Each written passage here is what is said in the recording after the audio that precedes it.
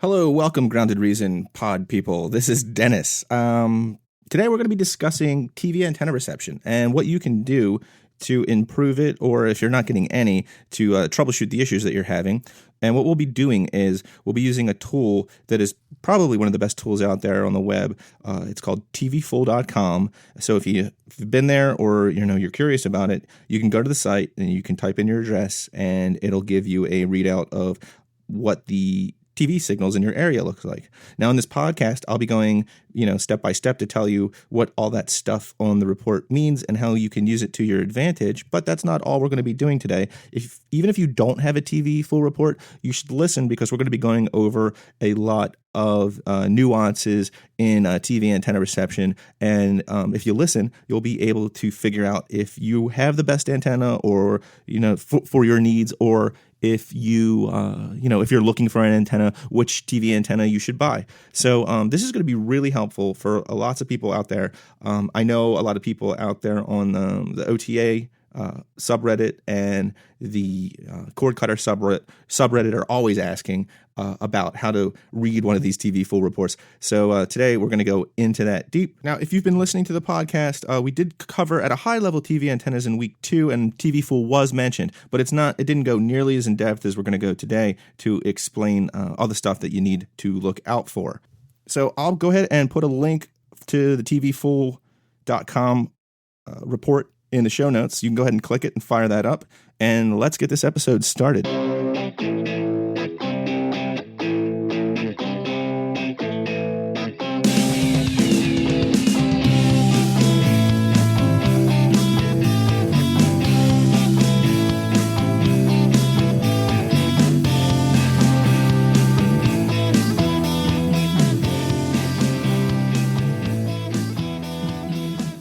I know we already did an episode about the TV antenna. It was our second episode if you want to go back and check it out. But in there, we recommended to use TV Full to get free over-the-air channels that are available in your area. And a person wrote in, and they said that they took a look at the TV Full website that we recommended. Yeah, you're going to actually read this out? This is a good one. Well, I'll give you a brief synopsis of it. And then essentially they said, what on earth? I don't understand any of this stuff. Could you explain what's going on with the report you get back after you put your address in? Yeah, and so just to give everybody... Thanks for the email out there, Donna. Yeah, sorry. Just to give everyone an idea, my dad is a radio frequency engineer. Yeah. And, you might be listening, so sorry, Dad, but this looks like it was designed by a radio frequency engineer. Yeah. Like, someone who knows what they're talking about wrote it for other people who know exactly what they're talking about. I mean, I'm not an engineer. You're a lot better off with it than me. Well, I'm a computer science person, and I enjoy science. I went to school for some math. Sure. But this was hard for me to kind of get a handle on the first time I looked at it too. Definite decoder ring needed for this thing. It is. It's like it looks like a mid-90s flight simulator that you would get on the PC. What did I say? It looked like that Atari game Missile Command. It's got like this gauge and everything. And if you want to go to it, I'll put the link in the show notes for TV Full. And what you do is you go in, you put your address in, and then this awesome image kind of comes up, which is a compass that tells you where the stations in your area are. And then on the side is a color chart with all of these numbers. That looks like a radar scope. I mean... on the left, the compass is like a radar. And then on the right is just a wall of numbers. Yeah, now that's actually really cool because it shows you a lot of the channels you can get in the area. It does. So that, I mean, like, lay people like myself can look at that and go, oh, channels that equal television. Right. I get it. Yeah, you get the first row. You're like, all right, okay, yep, channel, call sign, got it. Then you get to the network, heard that.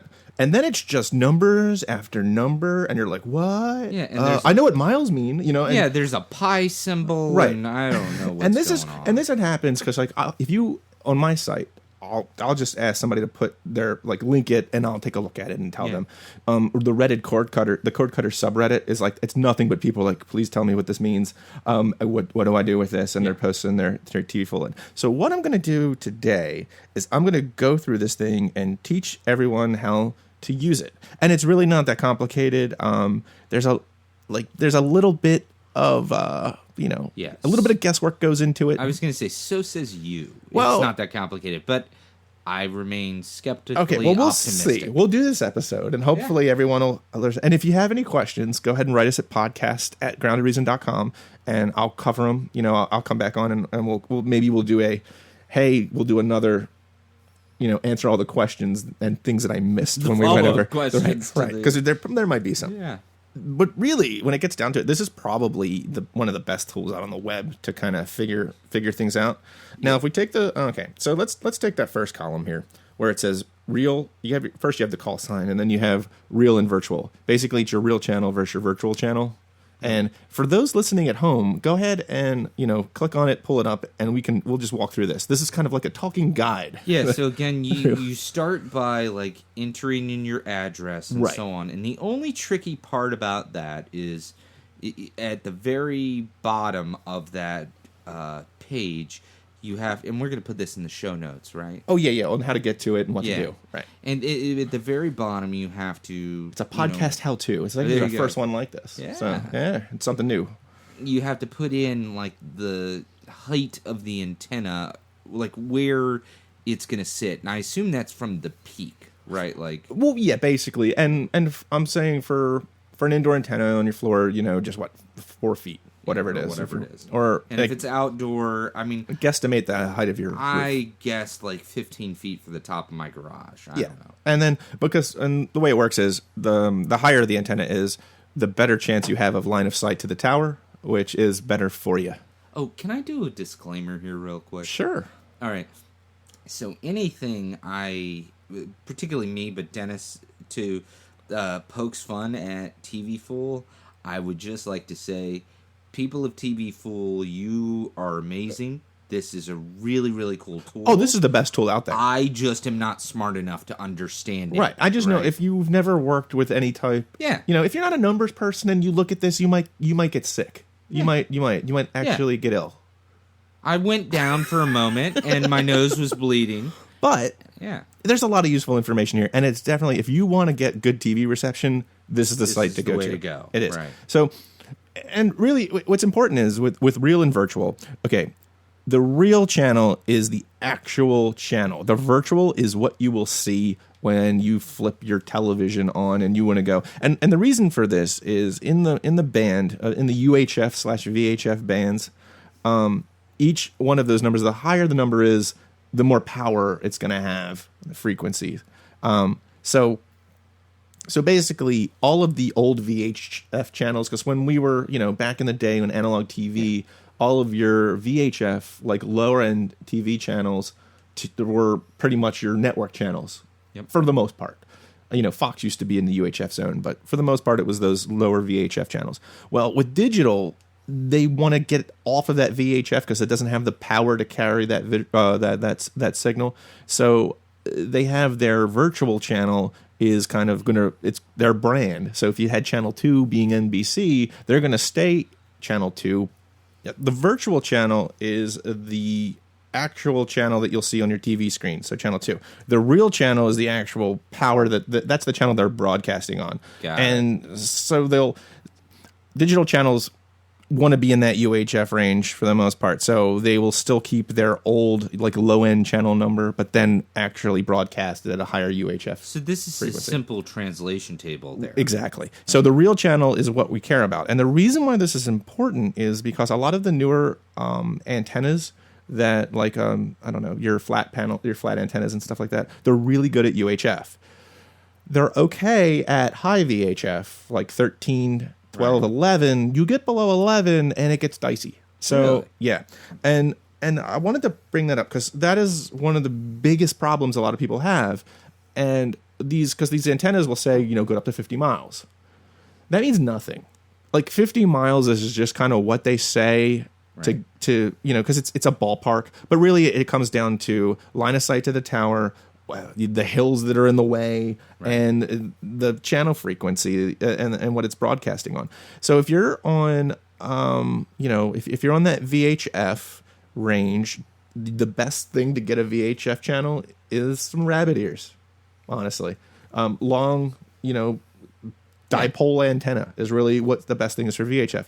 So what I recommend people do is, if you have some trouble getting a VHF channel, put some rabbit ears in, and if that works, then you can do one of two things. If you're going to go with an outdoor antenna, you want to get something that has kind of long elements on one end. You'll see one end, it's like smaller elements for the UHF, and then you'll see some long ones in the background. If you want to look, and I'll put one of these in the show notes, I think it's called the Easy HD antenna. Oh yeah, we were talking about that one. Okay, that actually looks one. Another one's like some of those Yagi antennas that have like the longer and their point. They look like an old school, like your metal antennas. They're a little bit more compact.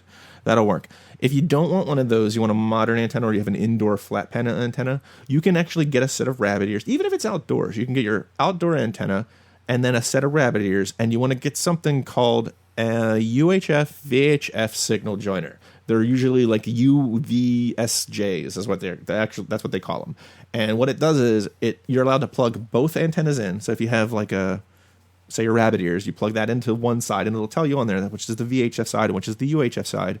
You put your outdoor antenna or your indoor leaf or whatever in the other one, and that'll filter out the opposing channels so you get both. So basically on the VH side, it filters out anything UHF, and you'll get VHF from that side. And on the UHF side, it'll filter out all the VHF, and you get all the UHF. So you're basically using two antennas to build one signal. Right.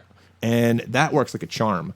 That does really good. So, because that's the biggest issue right there that I see. I mean, 80% of the people out there that are having issues, it's because they have some VHF channels and they went and they bought like an antenna suited for UHF channels. And I would imagine in areas like where we are, where there's lots of these rolling hills, these distances and things like that start to add up. So having rabbit ears, is probably not such a bad idea. It's not, but I see there is some give and take. With rabbit ears, the range kind of it's if you're like roughly, like if you're in flatland and you're like 20 or 30 miles, might have a little bit of an issue picking that up. So you want to still be in reasonable proximity of the tower with the rabbit ears.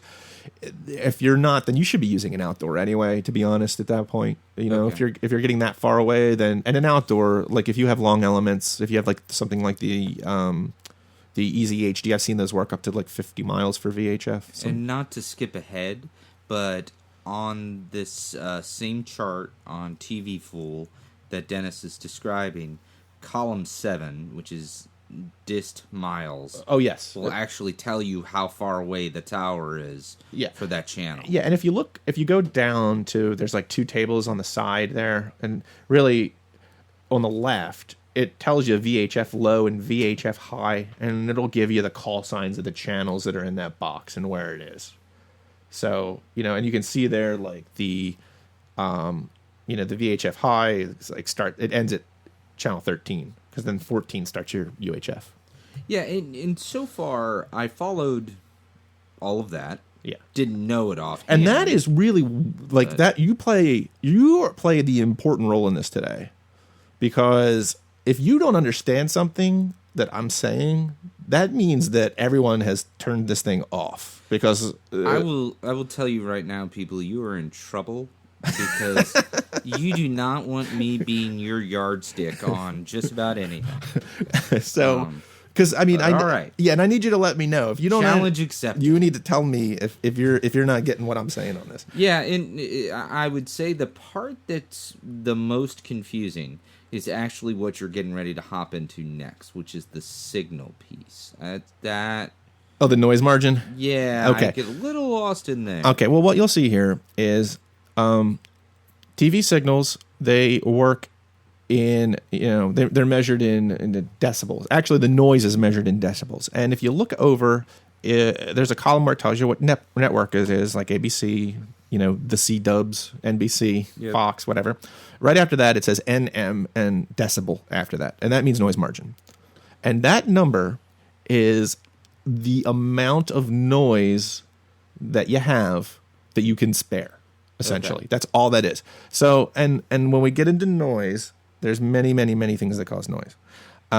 If you're going to use an indoor antenna, I generally tell people to just, it's almost, I mean, you really need some serious equipment to figure out what your signal loss is coming through the house, which means you'd have to go measure your signal on the outside, then go inside and then see what it is.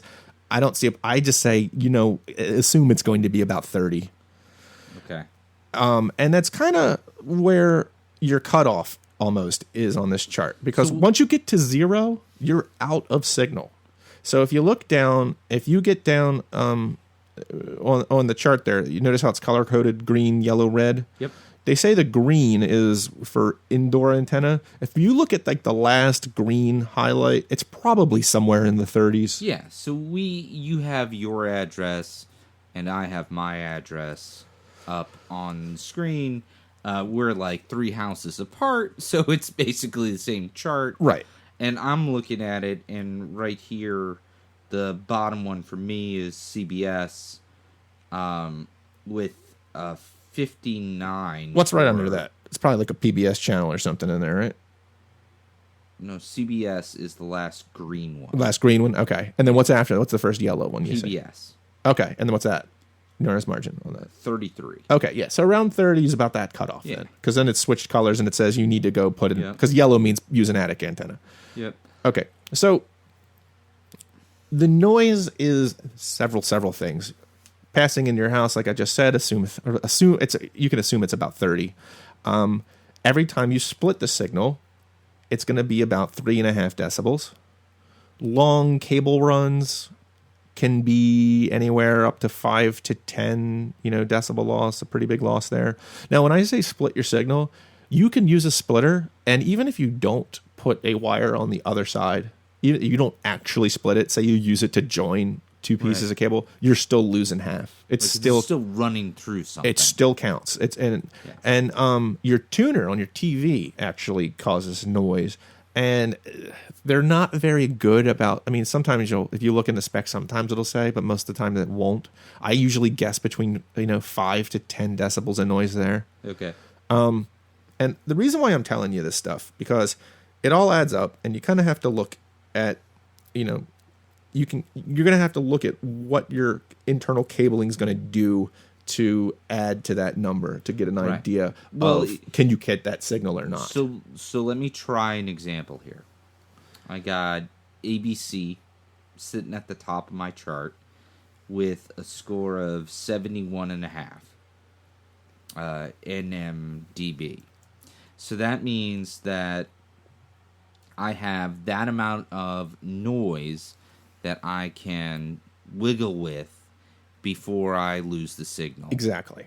Right. Now, there's going to be some people out there. They're like, well, I'll just put an amp on that bad boy. I'll get a preamplifier, which is like, you buy them and you plug them into the wall, and then you put it in between on your cable run, and it boosts the signal. That won't add anything to your noise margin, because all that does is compensate for noise in your line. It doesn't do anything. It doesn't add any gain to the antenna at all. So if you have, if you're at like 5 noise margin and you think you're going to buy an amp, like if it says 5 on TV full and you're going to buy an amp for like that does 10 amps, it's not 15. It's still 5. The 10 amps is just going to clear out any noise that's in the line. Okay, so, and the problem that's tricky. It is. I think that would have confused a lot. A lot of people it does. I mean, it does a lot. And the thing about that too is you need to go out and buy a good amplifier, a low noise amplifier, because noise comes with the amplifier as well. So you want a low noise amplifier that's only going to add 3. Now, I know that sounds counterintuitive because you're gaining 10, but you're going to add 3 in. Sometimes people will go and buy an amplifier and it's not a good one. If they don't say what it is, assume it's between 6 and 10. They'll go buy an amplifier and they're worse off because they've just added more noise. If it's a straight run to the antenna, they added more noise to their line, Right.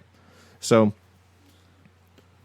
so really that's the thing you want to watch out for when it comes to amplifiers. So that's what that column NMDB in this here means. Yep. It's how much wiggle room you have. Now there is a way to get, because sometimes you're like, great, well, I have one here that's like 3.5, never going to get that TV channel. Not so. There are high gain directional antennas. Now, if there's gain in the antenna, the actual antenna itself, right, then that does add to your noise margin, because that's basically saying that it's focusing the antenna and it's going to add that amount of gain to your, and you really only get that with directionals, because with an omnidirectional antenna, which means it can go from any, you can get that TV right, signals from any direction, they balance their gain evenly across all directions. Right. Where at a directional says, at the detriment of the south or the west or the east, I'm going to benefit So if you the point north. it in the optimal direction, it will pick up whatever it discloses in the specs. It'll add that gain to Right, it. So like if you have a exactly. directional antenna that's like a 15 or 20 gain, then if you're looking to pick up a 0 channel, you might be able to get it because you've just added 15 gain to it. And if your line it only has 10 decibels of noise in it, then you might get that channel. So that's really the most important column you have there is that noise margin. Well, that effectively tells you what channels you can expect to get. Yeah. Now, though they do give you the signal power, but really it's just a mathematic. There's an equation that you do to translate it to noise margin. So that's all I really use is the noise margin. They did the heavy lifting for you with that. Yeah. Now, path is it's important because path tells you whether you have line of sight and then you see you'll see things like 2 edge and you'll see like 1 edge. Mm-hmm. That's basically how many times the signal encountered an obstacle to where it was split. Because the way radio waves work is if I have a mountain range, right, or a building, say a big building, and usually, a building's not a great example because it's a wave, so it'll get around that. Right. So let's say a mountain range. So let's say that like a TV signal hits a mountain range. As soon as it hits it, at that peak of the mountain range, it just split the signal in half. And it broadcasts like that's the actual tower. That's just how waves work. So every time you see another edge there, that means that signal was split again. So height, it's getting progressively weaker. Height is important because the higher you put your antenna, the less chance there is for it to encounter an obstacle because those towers are high up. So if you can put your antenna higher, then you have a better shot at catching line of sight. Remember how we were talking about the color coding on this chart? It actually tells you something. Mm-hmm. So the green tells you that it is good for an indoor antenna. Right. And the yellow basically yes. tells you, this is all, I think they're trying to just make it a little easier to that's read. what it is. It simplifies it for, Yeah, and the yellow is really, they are saying use an outdoor antenna. And if you look at the path column, at least on mine, all of the greens are line of sight. Yeah, and for the most part they will be. And the reason why that's important is if you see something that sneaks down in that top yellow line and it says like 1 edge on it, you might be able to get line of sight if you raise your antenna a little higher. And that's and where then it'll going. Go green. Right, yeah. Where I was going is that whole point you made about height is important, right? It's very important. And that's what they're saying here. I mean, effectively, as soon as you start talking about an outdoor antenna, presumably you're not putting it at the 4-foot height where you have your TV, right? Yeah. Like, as soon as it's outdoor, it's going up. Yeah, and I'm telling you, outdoor antenna, if you're going to put in, indoor antennas work. They'll do fine. They'll get you there. But if you want some TV channels, get yourself an outdoor antenna because you'll be able to pick up a ton more of them. I will tell you, when I lived in D.C., and I didn't have cable, I know I've rambled about this before, I had a regular old indoor antenna, and it was more or less just a wire, right? Right.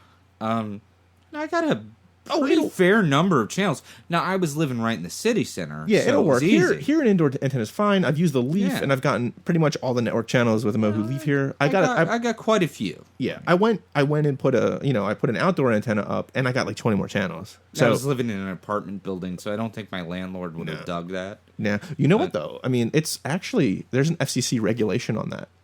Really? Yeah, like What's that? You can't destroy the house to put an antenna up, but they can't. They shouldn't be allowed to stop you from reasonably trying to get TV reception. Ah. So you can that's a good note out there for all those homeowner associations out there that have I don't know, General Hux from Force Awakens running the show out there, and it's like, and no, there's more than a few. No TV antenna, like that. And you shall have no antenna. no TV antenna. No, that does not fly. The FCC said that you can't make any regulations. Homeowners associations, they can't make regulations like that. They can't impede you from putting an antenna up. Well, they can make them. They're just not valid. Right. Well, they can. Yeah. Right. No, and that's another thing is you can go and you can fight it, but I mean, you got to go and you'll win. You just got to go to court and all like it. Well, I mean, it depends. You might want to test the waters. You might just want to throw the regs at them and see what they say. I mean, maybe you might get your way, but I mean, I've been in homeowner associations and they can get kind of, It's intense. It's kind of almost like I think I'd probably rather deal with an extortion racket, honestly. I mean, potato, right? Yeah. So getting back to it, right? Like so simple review, right? I'm following for the most part. I know what my channels are. I know how to get them. I know basically that if I'm using something indoor, I can count on in my case, the 6 green channels pretty much coming in. Yep. And then if I do something outdoor, I expand that to where I'm getting probably more like 18 channels. Yep. Pretty easily.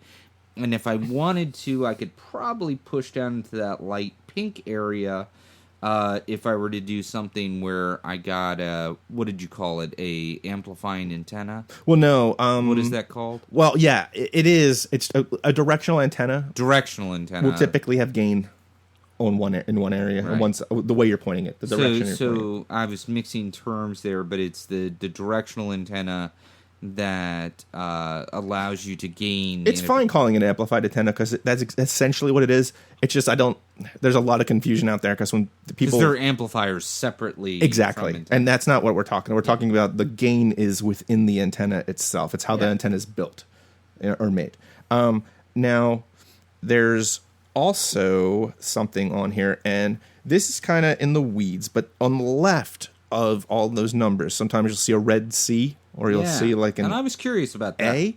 That's the A means you have there's an adjacent channel or co-channel interference, and that basically means that there's a channel somewhere around you that is close to that. It could be in another the next town over, the next city over, but it could basically mean that if you're using an omnidirectional antenna, they might interfere with one another. If you have that on channels you want to get, go with a directional, because then you can kind of control where you're pointing that thing. Now, if you look on the little compass thing on the left, that'll tell you. Oh, and actually, if you go all the way over to the right side where it says azimuth at the top, it'll tell you the degrees. So basically, if you look at true north is 0, and then go 90s east, 180 south, 270 west. That'll tell you what direction that channel is. So if you have a directional antenna, you want to point it in the direction of where most of your channels are. Most cities and towns, they tend to be in the same direction. If not, you need to use a directional. You can get a rotor, which will actually turn the antenna automatically for you. We used to have one when I was a kid, and you'd hear it hum as the gears ground up in the attic. Now, we live very close to Baltimore, right outside Baltimore, Baltimore County. I have an omnidirectional antenna. I actually have some high VHFs that get picked up on it, so I'm fine with that. Most of the time, if you have a lot of green on here and you want to go outdoor, a omnidirectional will work just fine. You only really need a directional when you run into some of those areas, like you have some low VHF channels. You need some high elements on long elements on it. You want to get maybe a Yagi, or you have some co-channel interference, or you need gain to pick up some of those further away channels. But really, that's kind of all of it in a nutshell. Yeah, I mean, A pretty big nutshell. yeah, it's a fairly big nutshell. Large nutshell. But, I mean, that really does tell you, more or less, what you're going to be able to pick up. I mean, again, the one thing I will point out that Dennis alluded to is that there's the main table that we've been talking about, which does have all of the degrees in which direction, but if you want to see it just in a 360 view on the left, that really, I think, gives a pretty good visual representation of what direction you're going to need to be pointing the antenna if you're doing a directional, or if you're using an omnidirectional. Like, are you going to get lucky with that? Right. I mean, pretty much exactly. And that's really this. That's why I love this tool, because it gives you very granular detail on all the channels, how far away they are, what the power is going to be, and it really helps you troubleshoot. Because there's things you can do. Like if you ran an extra long cable to your line, and to your antenna from your TV, and you can't get certain channels, sometimes just shortening the cable run will give you that extra, like those extra decibels back. Sure. That extra noise, that attenuation will disappear, and you'll be able to get those channels. And it really comes down to that. I'll get a lot of times people will just use existing wiring. First thing I tell them, go ahead and it's better to just start fresh. Run a new line. Yep. I know it's a pain, but you will, it'll save you a lot of trouble figuring out what the problems are. In the episode you were talking about I guess it's our second episode. Right. You actually talked about the experience you had with running the line and putting in antenna on your roof. And if you want a primer to this one, that's a pretty good one to check out. It goes over the basics. I just wanted to take a deeper dive on this because a lot of people ask about how to use this tool. Sure. And I really you can go ahead and pass this around. I'm going to put it out there. It's more of a kind of a how-to. If you want to figure out how to read one of these things, you can just go to TV Fool, put your address in, fire up this podcast, and walk right through it. Yeah, and don't feel like you need to memorize the color coding, because at the bottom of the page, they've got the key. It'll tell you. All right, so what are we doing to end this thing? Boy. Well, I didn't think about that. Yeah, we have to stop talking. That doesn't mean we have to stop drinking beer, right? No, we can keep doing that. Okay. Well, then I guess we'll just say goodbye. Or we could say, it's made out of people. Ooh, people. Soylent Green reference. Nice. One day we're going to learn how to end one of these things, I promise. All right, well, thanks for listening to today's episode. If you want to have a comment, or if you want to throw us a question, you can email us at podcast@groundedreason.com. You can tweet us at groundedreason, or you can visit us on our Facebook page. All the links will be in the show notes. Join us next week, and Joel and I will discuss a big trap that you might get hit with when you call to cancel your cable bill. So stay tuned, and we'll arm you with the information you need to get through that hurdle. Okay, if you really want to help out the show, please subscribe. It'll guarantee that we'll keep making these things the more people that subscribe out there, because it'll keep us up in the ratings and introduce the show to more people. If you enjoy the show, please leave a review in Stitcher, iTunes, or Google Play, wherever you're listening to the show. We really would appreciate it. Well, we'll see you next time. Thanks for listening.